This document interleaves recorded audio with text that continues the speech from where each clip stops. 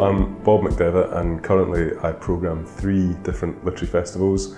They are Winter Words in Pitlochry, Bloody Scotland, which is a crime festival in Stirling, and I Write, which is a much more general festival in Glasgow. I think one of my tips for pitching to a festival is to try and think really hard about not only why someone would want to read your book, but why someone would actually want to pay to come and hear you talk about or read from that book.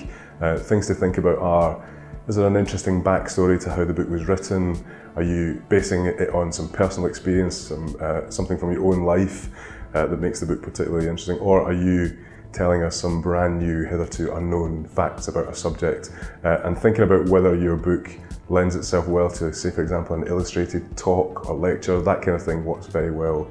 Pitching with a chip on your shoulder, kind of saying, your festival's never asked me to come and you've been going for 10 years, just doesn't play very well with the programmer. So I think be polite and positive where possible. Book festivals are always looking for good, reliable chair people to moderate the events. If you're an author, it's a really nice way to get started at a festival. I myself really like using authors and journalists to chair other authors because they understand the psyche, they understand the mind of an author, and they understand the process of writing a book, so they're very good people to chair events. I think that's quite a nice way to get your foot in the door. Something I've seen quite a lot of recently is authors, groups of authors packaging themselves together as a pre-packaged event. So for example, we had at I Write last year an event called Dangerous Women, which was 3 crime writers who put themselves together and go on the road together. They all know each other, they're all friends, they've got nicely worked out banter and stories. So it was, from my point of view, it was a very easy event to programme.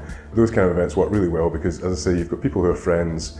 The event tends to run very smoothly, and also because you've got 3 or 4 writers, there's a nice broad base of support from the readers. A good tip these days is to really emphasise your experience. So if you've done festivals before, you've had either good reviews for the festivals or good pairings. So saying something like, I did Edinburgh last year with this author and we had a really nice rapport and it went really well.